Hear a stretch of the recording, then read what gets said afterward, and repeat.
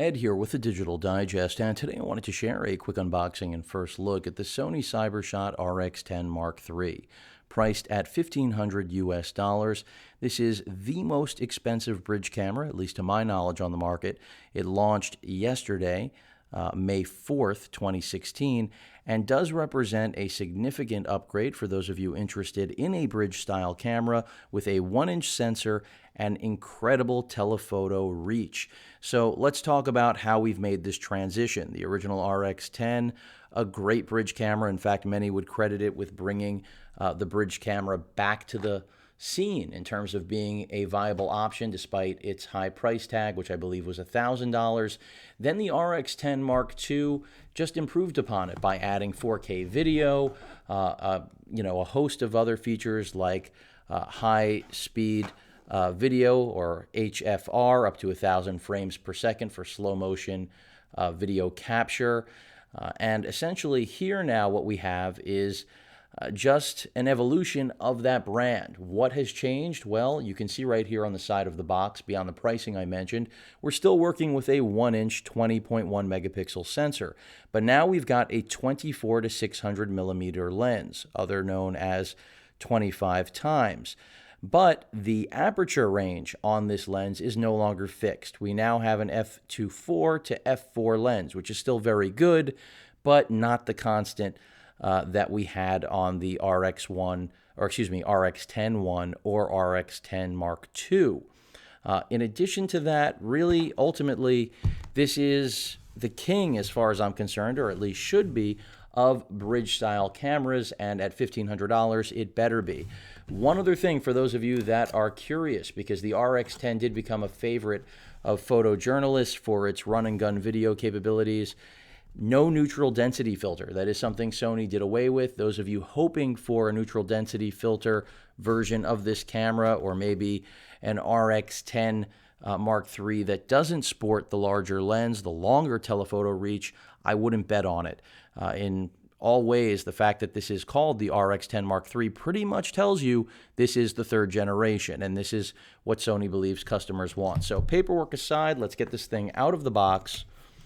It is larger, it is heavier, but again, you're getting something that no other manufacturer offers, which is the quality of a 1-inch sensor, the convenience of a single body that will do everything that you could want, if I can get it out of the box. I did mention it's heavier, right? And really be your all-in-one camera. Now, this isn't designed for professionals necessarily, but more so, again, that traveler that wants ultimate flexibility without having an interchangeable lens camera system. And I know many of you out there will say, Ed, I could buy a camera with interchangeable lenses and in the same price range and get a better sensor. Yeah, sure you could, but you will never match the convenience and overall quality that you'll get here without any muss or fuss, even though that's not an expression that I generally would ever use. So I've gutted the box. You can see we've got a wall charger, a strap. I didn't see the battery. There is the actual USB cable. Let's move that aside. They did actually brand the strap. Kudos to Sony, something that they don't always do. And again, I'm not seeing, oh, the battery is hidden there. Let's get that out of there. You're not going to do much without a battery, right? And the battery type is the same as they've been using, the FW50. Nothing new about that.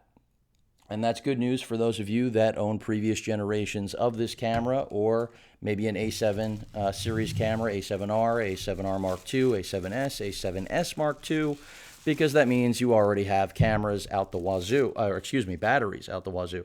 There you have it. Now, this thing is large. There's no question about it. Included lens hood right here. It is made of plastic. But I can tell you immediately, since I did review both the first and second gen of this camera, significantly heavier. I don't have the stats right in front of me, but again, this is all about giving enthusiasts the option to have a bridge-style camera that now doesn't really have limitations when it comes to its telephoto reach. We still have a mic, headphone jack, the multi-purpose port right here, HDMI out. We have a swivel or tiltable LCD screen. No touch screen on this, mind you. Keep that in mind. An EVF, which is OLED based, a sensor to detect whether or not you're using that EVF or relying on the LCD screen. Mode dial here on the far left of the body. Hot shoe. Microphones, of course, that are stereo. Your flash is right here, easily deployed and can be bounceable, it seems. We also have a digital readout in terms of the number of shots and camera info, aperture, exposure related, exposure comp dial right here, programmable buttons, your shutter button right there, as well as your zoom button. You can also manually zoom. That's not an issue. You also, like previous generations, before I get there, NFC contact point. This camera does have Wi-Fi, of course. Your SD card slot right there. And then on the bottom of the camera, we have our battery bay, which you could have anticipated. But what I was getting to was the clickable feature to turn off the click sound and feel of the aperture ring, so that this way, if you want to work strictly with stills and know where you are based on feel, great, you can do that. This is something that's been there with all RX10 models.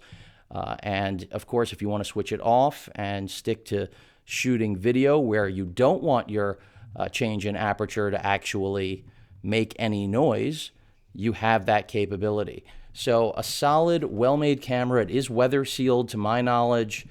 There is the lens itself. I, basically will be putting this camera through the paces. It is a piece of Carl Zeiss glass, so I have high expectations. And at $1,500, everyone should.